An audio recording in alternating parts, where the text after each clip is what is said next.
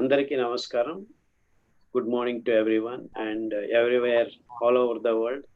Good morning, good evening, good night, whatever time it suits you.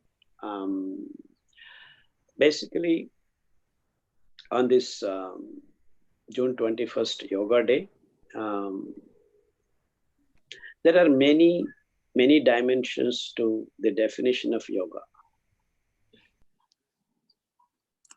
It all begins with combining two states, recognizing and realizing the balanced condition. That is the definition in all dimensions. So, as all of the people now are sensitized all over the world, that yoga basically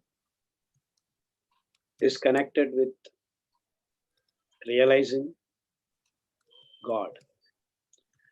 It's not that you would see God with Vishnu or Shiva or Allah or things like that. See, these are all the concepts that we have developed, and the God in its true sense and true form is Nirguna. Nirguna means there is nothing that you can describe. And what all we know, our consciousness, our dimensions, all that we are aware of, is something can be described.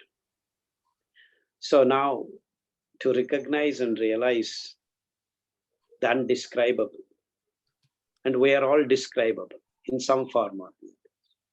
Even our consciousness, everything is describable, which is we are aware of it.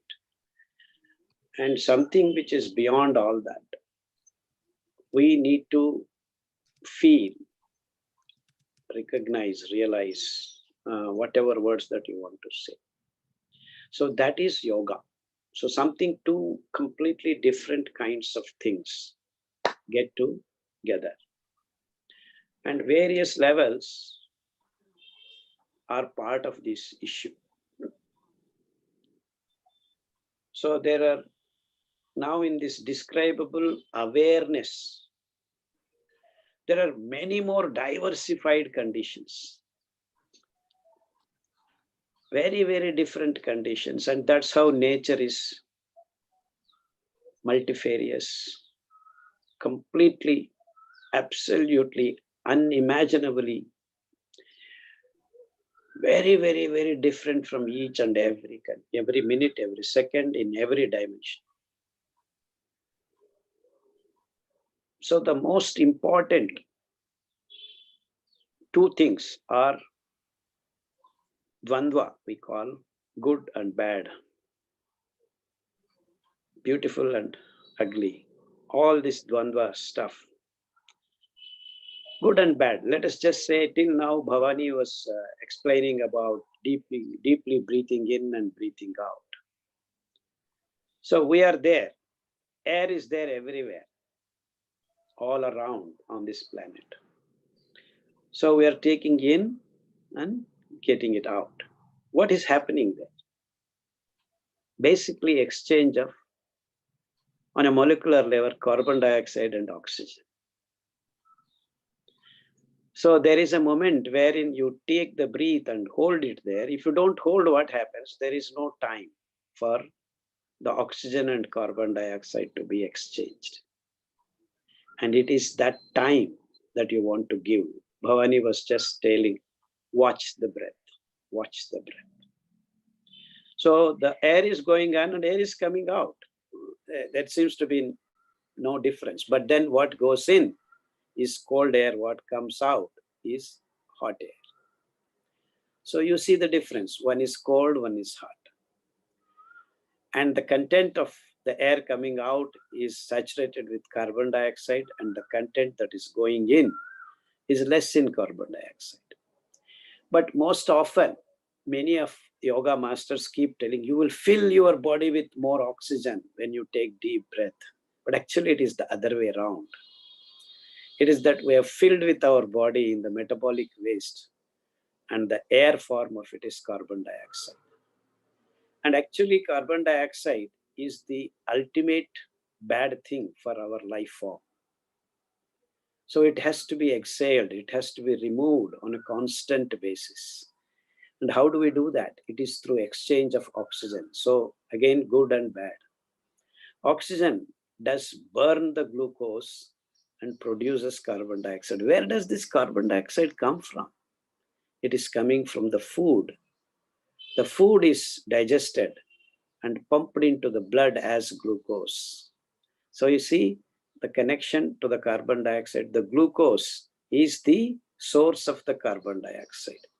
It is the oxygen that goes into our blood, which is held by hemoglobin, that is the red blood cells, which is carried through each and every cell.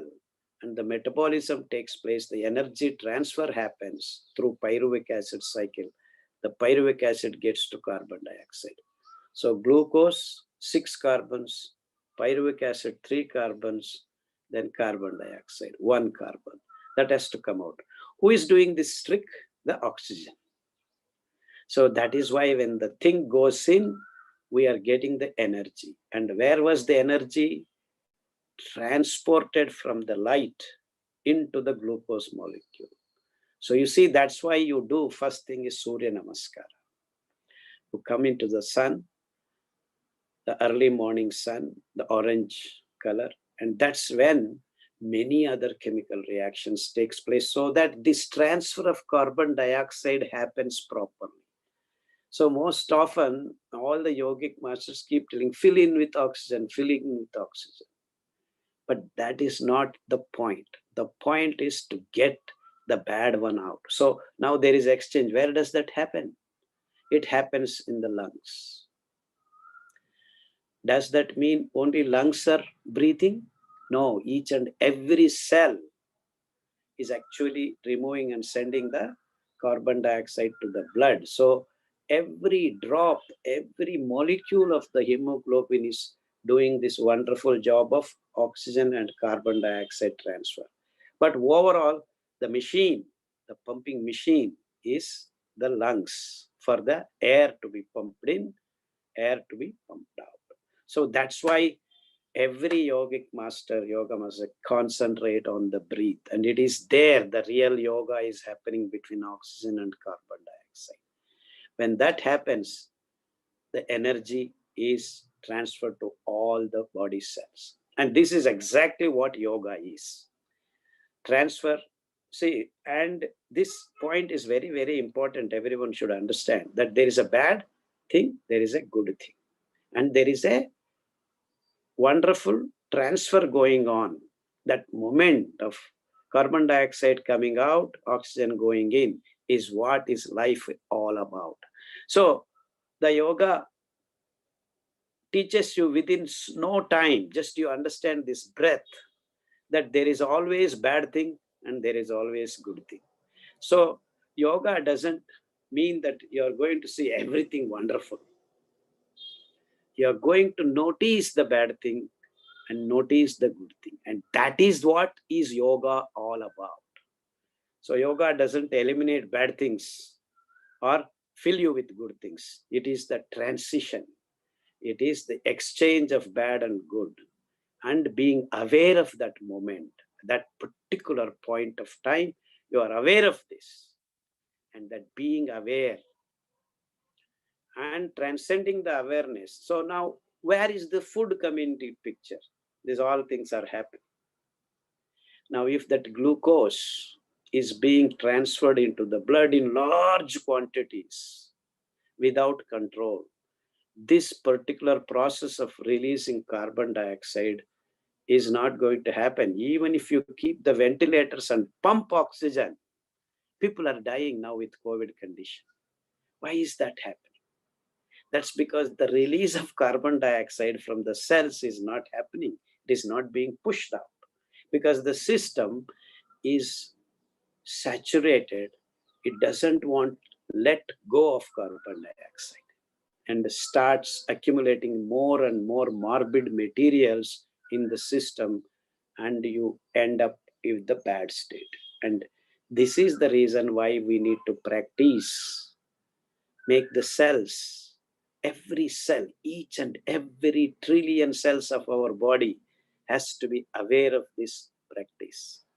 So actually this happens when you are a small kid. Without your knowledge, you have this process going on. As we grow old, the toxic materials keep accumulating in each and every cell because of the food that we are taking.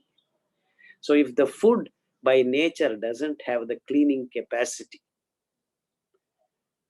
we end up with different kinds of sets of conditions, and that are actually classified in our systems, Sanatana Dharma, that Sattvik food, Tamas food, Rajas food. So if you are aware of the nature of foods that are given by God to all of us, and sadly, the system, the human race thinks everything present in nature is only for us. It's not the case. So we need to have the wisdom and the capacity to discriminate what to eat, what not to eat.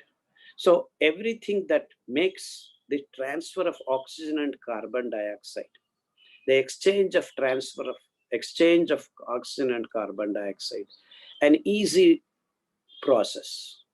That is what is being in body being in yogic condition. For that, lot of body postures help a lot to get you to the condition of exchanging this carbon dioxide from each and every cell, so that every cell doesn't participate in giving the morbid waste into the biological systems and accumulate the diseased condition. So everything starts there. And that's why breathing is the most important activity of yogic practices. Whatever circuses we do in the form of yogasanas, they get you to a state where the body is primed, and then you start pranayam, and then different sets of oxygen going there. So people understand this molecular level of yogic practices. And then there are sadhakas. We go transcend from this level of material to non-material. Material to non-material is material form to energy form. And then in the energy, there are different kinds of energy forms, which I do not want to dwell right now. Let us stop here and understand this material to non-material. That is energy level to glucose, glucose to again energy level. So another set of yogic transitions are happening. So all through this, the connecting material is food. It is the food which is actually from non-material form of sun's energy has become glucose and various forms of glucose, and then our body from mouth to the anus, a digestive canal, which makes back into the blood in form of glucose, and then the glucose now with the help of oxygen gets burnt and gets released as carbon dioxide, and the energy is released. See, non-material to material, material to non-material. So two different kinds of yogic points. So we need to energetic condition. This is the energy production through the material. Non-material absorption of energy into glucose, again glucose becoming different forms of food, that again getting digested, again releasing energy by form of exchange of oxygen and carbon dioxide. So this is the wonderful, beautiful exchange of material to non-material to material, material to non-material, the energy transfer. And in that, we have what are called electrons, the negative energy, that electrons movement of negative energy with the help of positive moton force, PMF. See, this is again negative, positive, negative, positive. There is again yogic condition. So in fact, the whole world is dance of this dualistic things, trying to form a state where there is nothing exists. In fact, it is that nothingness is the absolute entity that everyone is trying to reach. And that comes by observation and practice, practice, practice, practice. And the more time you spend on this particular realization of this nothingness, so In Telugu, అన్ని న్యూనతలను వదిలితే శూన్యం కనిపిస్తుంది. శూన్యం ఏమిట్రా కనిపించేది నీకు అని. It is by removing all defects you see the perfection. And this is the ultimate realization which one has to feel within. And to see and feel within, you need to spend time. But present day, we are all in a hurry-burry. We are not even watching where our breath is going because we're doing too many things, too many different forms. So much diverse is presented to you, and that's where Maya comes into picture. So you see Maya and reality.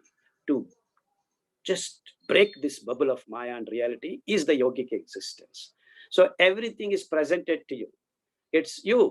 It's your practice. It's your realization.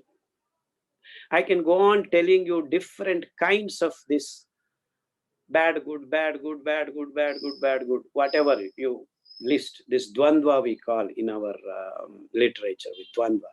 So from dvandva to nirdvandva. Can we stay in the nirdvandva state for a long time? No. That nirdvandva is also restless if it is in a continuous nirdvandva form. So nirdvandva to dvandva, from dvandva to various diversified forms. So it is this dance, and that is life. So this is the most crucial thing. So where does the food come from? So if the glucose is pumped in large quantities into your blood, you are in trouble because carbon dioxide exchange doesn't happen properly. So that's why we have actually again divided the food into Sattvik, Rajas, Tamas. So Tamas is the lower form, Rajas is the next Sattvik. So having Sattvik food doesn't solve your problem. Sattvik food puts you on the first step of the yogic sadhaka. So unless you have Sattvik food, you are not primed to be in a position to do yoga practices. You understand the basis why one needs to have Sattvik food. What does Sattvik food mean? Means the body has to be in a position to release the carbon dioxide out into the system so that it gets normalized again. So what happens to the carbon dioxide that goes out? There are wonderful plants which again take it and fix it and release the oxygen. So these kinds of cycles, God has made so many wonderful webs of these cycles make the life and the non-life interact, and that is again yoga. So this is the beautiful kinds of realizations that you start understanding when you sit in a yogic meditative transcending. The word transcending is actually the most crucial point. You transcend gunas, tattvas, bhutas, and then you become nirguna, nirlipta. You understand all that kind of na comes in between. So this is the drama, this is the dance, this is the exchange, this is the transit from here to there to here to here, there to here. All these things are going on, and be aware. And that being aware is the state of mind wherein you're just watching them and enjoying the system. This is, in essence, a yogic person has to watch. And what happens thereafter, once you become nirlipta, nirguna, that moments you start enjoying in the meditative transcending processes, you will start gaining. And it is not for gaining something you do this. There is nothing to gain. In fact, a yogi has all things to lose.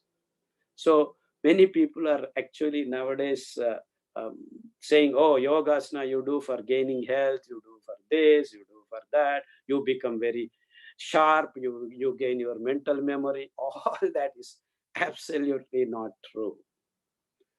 They are all absolutely not connected to this. And if you are thinking, I will do this, I am going to be having a lot of memory, I will be efficient and this, that's not what the guri, the objective of yoga is not that. They all happen by the way. And don't ever think of they being the objective of your yogic practice. The yogic practices will take you to different domain, and these things so happens as byproducts. So don't have your objective for byproducts. The real product is going to appear and present itself when you keep practicing.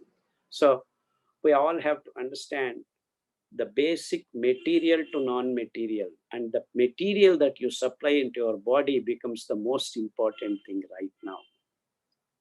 And we have to understand what are the foods that have this capacity to keep our body clean by themselves. And so a food material, a sattvic food is one which has the capacity, more than giving you energy, to remove the toxic waste, morbid waste from your body moment by moment. And that is the kind of food that we have been searching for. And I personally believe that we have figured out that there has to be that carbohydrate to fiber ratio, because it is the carbohydrate that gives us energy on getting burnt by oxygen, releasing carbon dioxide. To make the process of release of carbon dioxide easy, we need to have the absorbing the negative electrons into the body pool of PMF, and that is what is actually the fiber content having lignans, which are soluble fiber. And that's why the nowadays people not eating the fiber rich food, rice, wheat, coffee, sugar, meat, all these food materials have no capacity at the end of the day to release carbon dioxide from our body to keep ourselves clean. And this consciousness of food is very, very important.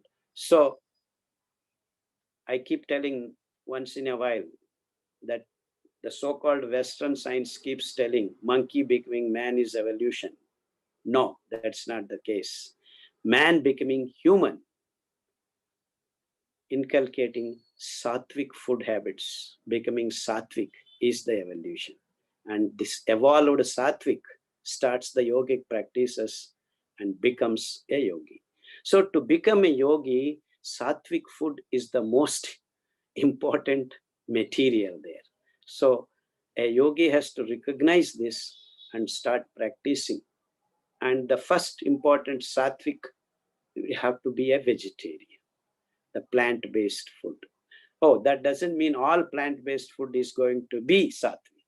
There are a lot of foods that are present in the plant world which are not sattvic. So again, the differentiation, the diversification. So it is through this diversification we all have to be united.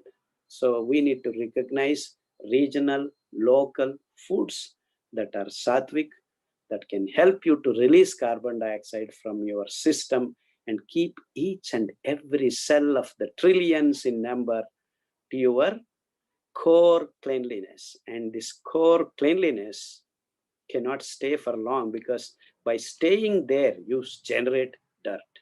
And to get it out, again, you get into this duality. So it is the duality, non-duality dance, which is again in a yogic experience. People don't get confused. I'm making it very simple and very clear. So there are two different change of one state to the other is the definition of yogic practice. So all people are actually talking most of this yoga spiritual, spirituality, spirituality. See, there is no spirituality. So the spirituality has to be strongly footed in the material domain. So don't neglect the material domain. That's why choosing your food, doing the right thing is very, very important. Oh, do whatever you want, you do yoga, you will be all right. No, nothing like that. Nothing is going to happen that way. Nothing is going to happen that way. So everything is important. Small, minute nuances of our life are very crucial. And it is these small things that are going to make you achieve the biggest yogic experience of exchanging the carbon dioxide and oxygen. It actually happens, by the way, by itself. What we're all trying to do is watch it and make it absolutely efficient. And that's what is yoga. And this is my simple, straightforward, uh, whatever you call, description, or my life. I have been practicing the Sanatana Dharma's yogic food systems or thought processes, watching myself. And there's nothing, end of the day, you have not got anything actually. It is that you start losing a lot of things that you are given by the society. So you become fearless, you become clean, you become clarity. All these things are going to happen by the way. And the experiences are completely personal. And many sadhakas might even mm, experience the God itself. So the God realization is the ultimate goal of any yogic practice. Be it, there are different kinds of kriyas, different kinds of yogic practices. It doesn't matter. It hardly matters. It hardly matters. Ultimately, it is the God realization, and it is us, the mortals system, trying to reach the immortality. Again, the duality of mortality and immortality. And it is the transition, it is the exchange, and it is that state that we all need to aspire and look for. And we need to conduct accordingly on this planet, which basically translates into a single sentence: Sarve Janaha Sukhino Bhavantu. Sarve Janaha Sukhino Bhavantu. Thank you all for giving me this opportunity, and we'll again and again meet and exchange more information. Information, no information, exchange of information. And that is actually another way of practicing yoga. Okay. Thank you all. Namaskar. Srinu garu, Manavata garu, Bhavani garu, andariki namaskaram. I'm taking leave of you. Thank you so much.